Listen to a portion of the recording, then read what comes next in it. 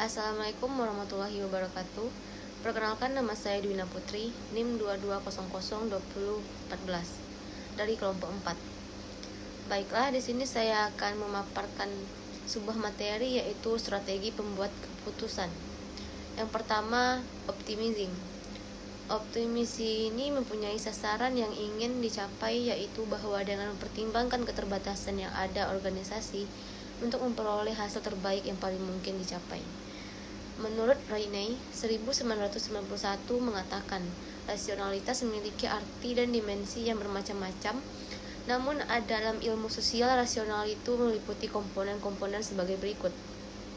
Yang pertama, para pembuat keputusan mengetahui secara jelas tujuan-tujuan secara relevan.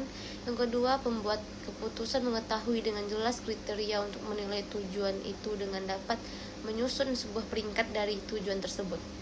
Yang ketiga, mereka memeriksa semua alternatif untuk mencapai sebuah tujuan. Yang terakhir, mereka memilih alternatif yang paling relevan dan efisien untuk memaksimalkan pencapaian tujuan. Selanjutnya, dasar-dasar penggunaan model ini adalah: yang pertama, tersedianya informasi lengkap dan akurat mengenai hal yang akan diputuskan. Kedua, ada beberapa alternatif pilihan yang dapat dipergunakan. Yang ketiga, pengambilan keputusan dilakukan secara rasional. Yang terakhir, ada kepentingan dan sasaran yang terbaik.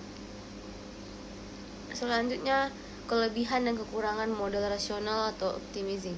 Yang pertama, kelebihan. Dapat memfokuskan diri pada pengumpulan data dan kriteria yang telah ditetapkan. Yang kedua, dapat mengurangi subjektif, yaitu mengambil sebuah keputusan berdasarkan opini seseorang. Yang terakhir, efisien, karena berdasarkan pemilihan alternatif yang terbaik. Yang kedua, kelemahan. Dianggap ada pengetahuan yang telah dihasilkan. Selanjutnya, tidak dinamis, harus mengikuti langkah-langkah yang terkait. Yang terakhir, membutuhkan sebuah informasi dan data yang akurat dan lengkap serta selalu tersedia. Materi selanjutnya yaitu instrumental. Instrumental sendiri merupakan kebijakan yang mengalami perubahan secara sedikit demi sedikit. Modal instrumental ini sebuah kebijakan atau keputusan yang dikatakan sudah dianalisis jika sudah diotak-atik. Sudah dilakukan perubahan sedikit tanpa harus melihat atau meneliti permasalahan dan alternatif kebijakan yang akan digunakan secara mendalam. Menurut Jalasa 2015 mengatakan bahwa teori instrumental ini dipandang sebagai model paling mendasar dalam aktivitas politik, yaitu menyelesaikan konflik melalui negosiasi.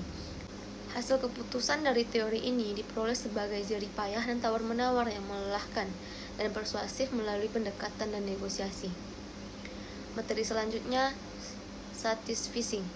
Berkembang pendapat bahwa manusia tidak memiliki kemampuan untuk mengoptimalkan hasil dengan menggunakan berbagai kriteria sebagaimana modal atau rasional atau optimasi. Pengambilan keputusan tidak bisa sepenuhnya didasarkan pada rasionalitas dan logika. Ada dua alasan pokok yang mendukung model satisficing. Yang pertama, memang tidak mungkin informasi yang relevan, mutakhir, lengkap, dan dapat dipercaya selalu tersedia. Yang kedua, tidak semua kemungkinan tentang semua konsekuensi yang akan timbul dapat diperkirakan secara tepat sebelumnya.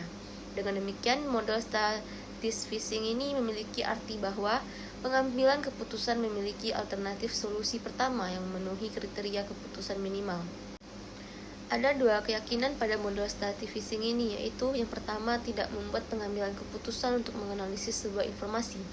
Yang kedua, pada tahap tertentu dalam proses pengambilan keputusan, simbol beban yang tidak dapat dipikul dalam bentuk waktu, uang, tenaga, prestasi dalam usaha memperoleh informasi tambahan. Model satisficing ini tidak setiap alternatif dinilai tanpa terlalu memikirkan perbandingan dengan alternatif yang lain.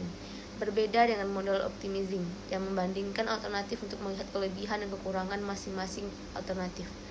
Model satisficing ini hanya menaati dan memilih alternatif yang dianggap memadai dan hanya mempertimbangkan beberapa syarat atau bahkan satu syarat saja dalam menguji suatu tindakan. Poin keempat, model mixed scanning atau campuran. Model teori ini dikembangkan oleh Amitas Efrizioni, di mana ia mengembangkan bahwa model campuran antara model rasional dan instrumental untuk menjembatani kelemahan dari kedua model. Apabila permasalahannya hanya masalah kecil, masalah rutin dan tidak membawa efek besar, akan lebih baik menggunakan model kebijakan instrumental, karena kebijakan atau teori instrumental lebih efisien dan tentunya cukup efektif untuk menyesuaikan masalah yang ada.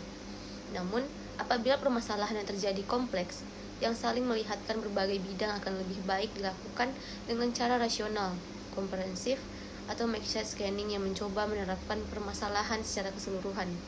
Secara sekilas kemudian mengambil beberapa sampel permasalahan dan memfokuskan perhatian pada beberapa sampel. Poin kelima, Gerbecken, model keranjang sampah. Model ini dikembangkan oleh Marsh dan Olsen 1979. Model keranjang sampah ini menolak model rasional, bahkan rasional, experimental, yang sederhana sekalipun. Model ini lebih tertarik pada karakter yang ditampilkan dalam pengambil sebuah keputusan dan pada masalah-masalah yang timbul pada saat itu.